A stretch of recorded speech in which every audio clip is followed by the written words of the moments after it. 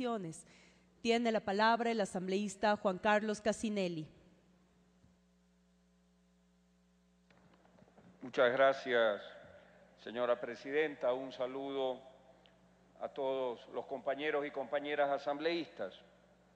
En primer lugar, felicito el esfuerzo de la comisión, de su presidente, en haber sociabilizado en tan pocos días, tratándose de un proyecto de ley económico urgente, un aspecto tan trascendental para el desarrollo del país como es este proyecto que se debate hoy de reforma a la Ley Orgánica de Ley de Minería.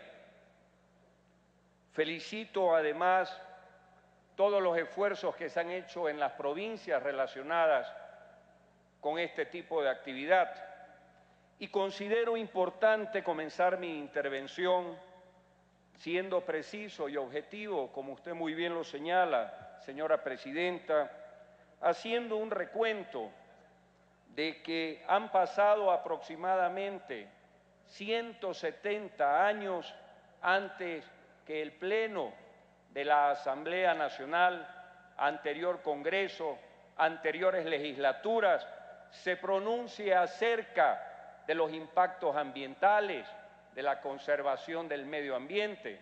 Y obviamente, en el contexto de este proyecto reformatorio, está implícita esa nueva Constitución, aquella que se aprobó en Montecristi.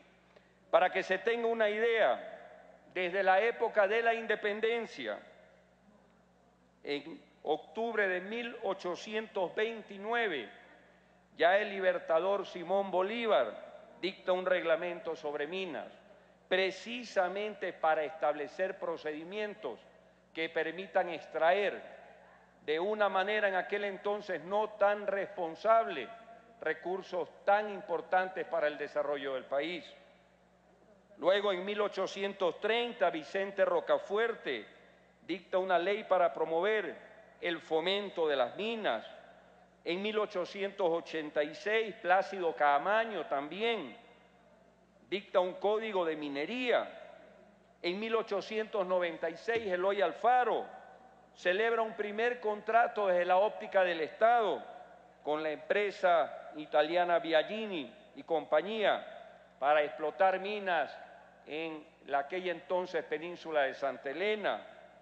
1925-1948, los gobiernos de turno feriaron, repartieron las concesiones mineras, recibiendo para el Estado ínfimas regalías. 1948 a 1960, boom del banano, descuido total en la actividad minera en el Ecuador. Década de los 70, prolifera la minería ilegal y tras ella también la minería informal. Se empieza a explotar yacimientos de manera totalmente artesanal, peligroso, impacto ambiental negativo, con contaminación de ríos, principalmente en provincias como el Azuay, el Oro. Década de los 80, entran empresas explotadoras como dueñas en el país a llevarse los recursos, también con ese contexto de dejar mínimas o ninguna regalía en el Ecuador, únicamente valores referenciales. Luego, en el gobierno de Febres Cordero, se introduce un impuesto, una patente sobre un porcentaje que se paga por hectárea. Del 80 al 87 viene otra vez el descontrol de las explotaciones.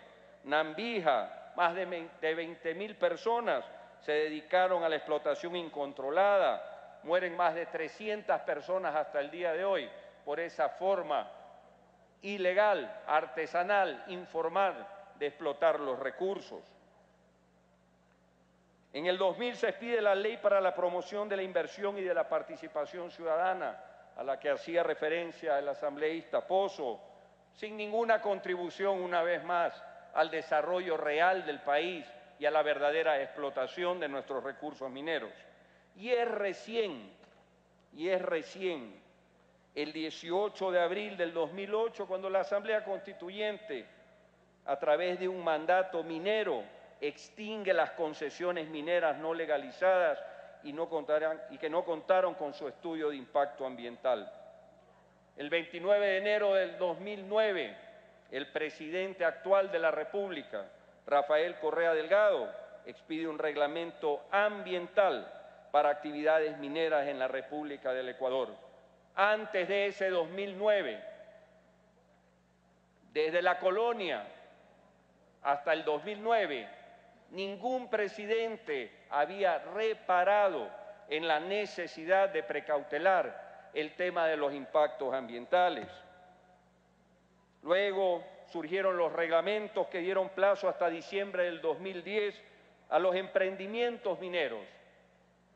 Y como consecuencia de ello, en ese mismo contexto, comenzó toda esa campaña contra la minería ilegal, que no es igual que la informal, contra esa minería ilegal, esa gente que disfrazados de informales, que disfrazados de artesanales y de emprendedores, con maquinarias valoradas entre 200 y 300 mil dólares, representaban quién sabe qué intereses de corrupción y de lavado de dinero en el país, haciendo un impacto ambiental negativo, destruyendo flora, fauna, destruyendo vegetación y ríos, destruyendo medio ambiente y destruyendo el valor que tiene ese recurso para el desarrollo del país.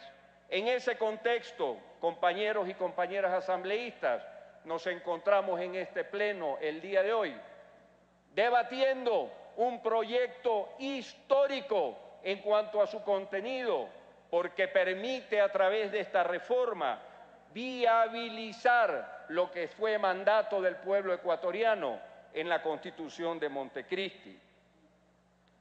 Hasta el día de hoy han sido muy pobres las recaudaciones que se han logrado a través de los negocios mineros por parte del Estado, pero han sido hasta el día de hoy millonarias las recaudaciones que las empresas a través de centurias han sacado del país, sobre todo de los recursos naturales relacionados con la minería. Una estadística, porque es importante en estos debates nutrirnos con la estadística. En patentes, en el 2012 en el Ecuador, el Servicio de Rentas Internas recaudó 6 millones de dólares. En regalías, 5 millones de dólares. En recursos de autogestión, 200.000 dólares. En utilidades mineras, 43.000 dólares. Estas cifras no representan ni de lejos la riqueza minera que tiene el Ecuador, y es por eso la necesidad urgente de tratar con responsabilidad, sin discurso político ni politiquero, este proyecto de reformas presentado, ese sí, responsablemente y además como económico urgente, porque el país además no puede esperar más. Y existen datos importantes dentro del proyecto que debo destacar. Del total de ingresos registrados por la actividad minera, en el país se calcula que el Estado no está recibiendo ni el 30% de los recursos que realmente debería recibir hoy con la actual ley vigente. El 70% es explotado ilegalmente y sacado miserablemente por las fronteras ecuatorianas hacia otros destinos, sin que esa riqueza quede en el país. Vivimos con recursos por explotar. De los cálculos estimados que significarían el presupuesto del Estado por los próximos 30 años. Es decir, tenemos recursos, no los explotamos y no podemos desarrollar social integralmente al país. La minería ilegal ha destruido ya, la ilegal, siempre hago la referencia para diferenciarla de la informal, que es la que se debe formalizar, la ilegal es la que se debe penalizar. La minería ilegal ha destruido en el Ecuador más de 10.000 hectáreas de bosques, ha contaminado ríos de manera inmisericordia, ha enfermado no solamente a las poblaciones del sector, sino en general ha generado una destrucción masiva. Gracias, Presidenta. Realmente el tema es largo. Me reservo el derecho de los 5 minutos luego de las intervenciones de los compañeros.